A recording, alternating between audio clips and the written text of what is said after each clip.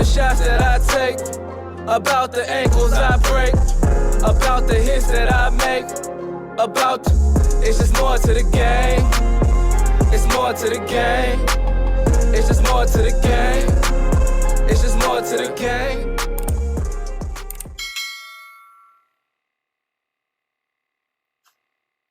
What's up, everybody? We're here, we're live, we're doing it. Like I said, episode 1 of the Business Athlete series coming to you today. I got my man Lai here, like I said. And today's topic is going to be savings and budgeting. A lot of people, they want things in life. They want to have cars, they want to have houses, they want to have money, but they don't really know how to do it or the steps they need to take in doing that, in maintaining their finances to get, the things they want in life. We're going to talk about the importance of saving and budgeting, and we're going to break down a real life example. How do you think you are with saving and budgeting, Lau? I could gradually over time I got better. I'd say early freshman year, sophomore year of college, I was a big spender. With those refund checks we would get. So I would be buying shoes, clothes, you name it.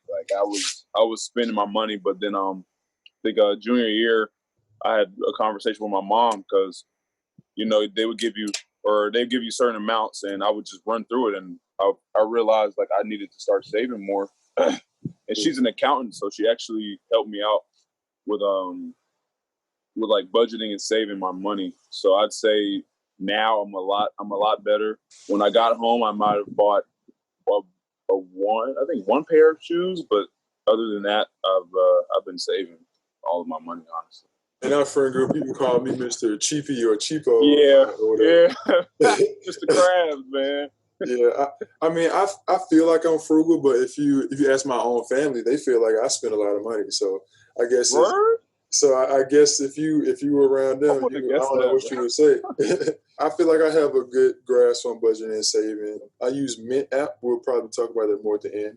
I have that on the screen to set up my budget. Let's get right into the real life example. So what I did, I have on this board, you're going to see on the screen, is I have a breakdown of a possible budget. You need to have your needs first. Then you need to have your savings, your emergency fund savings, then your investments, and then your wants. That way, whenever you got your wants at the end, that means you can feel free about whatever you get at that point because you know that you got everything else taken care of in all aspects. So in this example, we're just going to pretend that you are a person that is bringing in after taxes, because taxes a lot of money. Let's just pretend that you're a person that's bringing in $3,000 a month. Let's just pretend that. It could be any number. Obviously, the numbers change based on how you live, based on how much you make. But let's say you have a monthly earnings after taxes of $3,000 a month. So you have to first identify your living expenses. The usual expenses are rent, utilities, Wi-Fi, phone bill, whatever it is you have. So I have $800 down for rent, possibly, $80 for utilities, $40 for Wi-Fi, and $70 for a phone bill, maybe. And that's $990. So after your $3,000, that's already $990 that's gone. Then you also have insurance that you might have to pay for, maybe car insurance or whatever type of insurance. I just put down maybe $75 there, obviously, for each individual person. That changes. All right, then maybe another $125 for gas, especially if you're using your car to travel to work, So, and the last bit I got is food, about $200 a month. Obviously, everyone's different how much food that they need to buy, especially if you have kids or, whatever, however you like that, whatever brands you like to choose, whatever you like to shop at, food. I have no problem with great value. I have no problem with that. Yeah, I have no shame in my game either. So that leaves us with $1,390 in the living expenses for your needs, and that will give you $1,610 left over from your living expenses being paid out.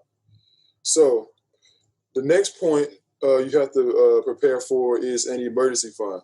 I took personal finance in college, and we talked that rainy day fund. Yeah, you got to have a rainy day fund. They say 3 to 6 months of your monthly expenses. Mm-hmm. So I have it broken down as 3 times the expenses we just calculated, your living expenses. So in this case, your living expenses is $1,390, meaning 3 months worth of that. That would be $1,390 times 3. That's $4,170.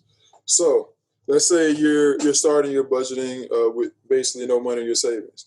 At this point, you need to be saving up money out of that $1,610 that you got left over.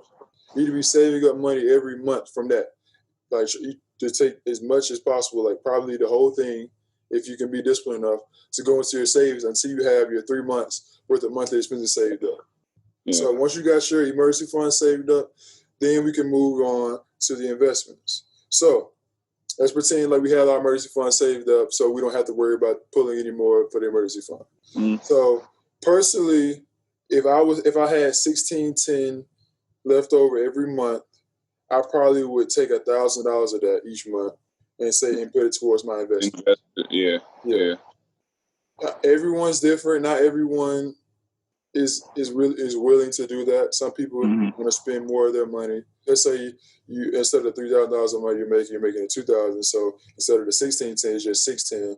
That obviously will change it as well. So, but in this situation, I probably would use $1,000 for investments. Like I said, it would change for everybody.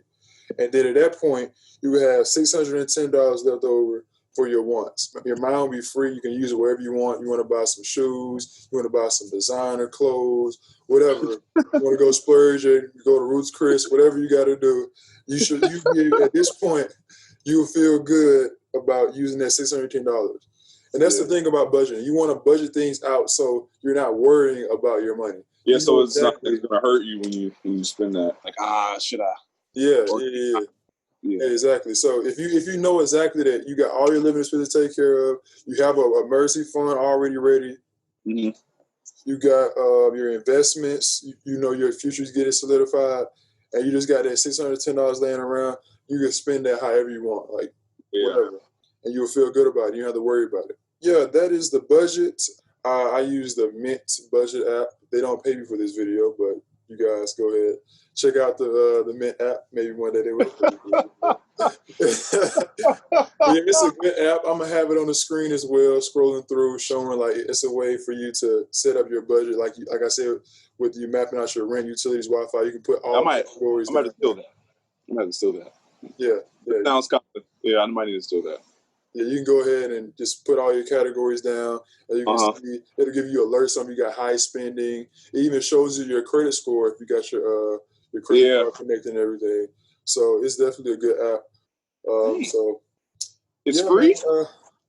Free. I use it. This is just asking you. So like, how do you feel about, people that like I wouldn't say anything about going out, but like they try to stunt for Instagram or Twitter or social media, and then they end up hurting, or they end up having all that designer stuff and don't have a couch. People. There's people out there that's like that. Though. Yeah, like, how could you help someone like that? Because I've got a couple of people I know that's like faking it. I'm like, bro, like you need to stop. Like out here popping 1942 bottles, and I'm like, you need to relax. Like I don't know how to help them, because I think it's really a mindset more than anything. Like it's more of a mind. Like we can talk about all these numbers, we can talk about the app, we can talk about the breakdown, we can talk about everything. But if you're not disciplined enough to stick to it, or if you don't have the mindset to understand that this stuff is necessary, then there's no help for you. But if you don't have that discipline, then there's really no help for them. Well, I hope you learned something today. I hope everyone that is watching this learned something today. This is episode 1 of Business Athlete. We appreciate you guys. Stay tuned for more. And we out. If you're watching this, then I know you care about your financial health. I know you want to build generational wealth for you and your family. So to make that happen, go ahead and leave a comment and ask a question.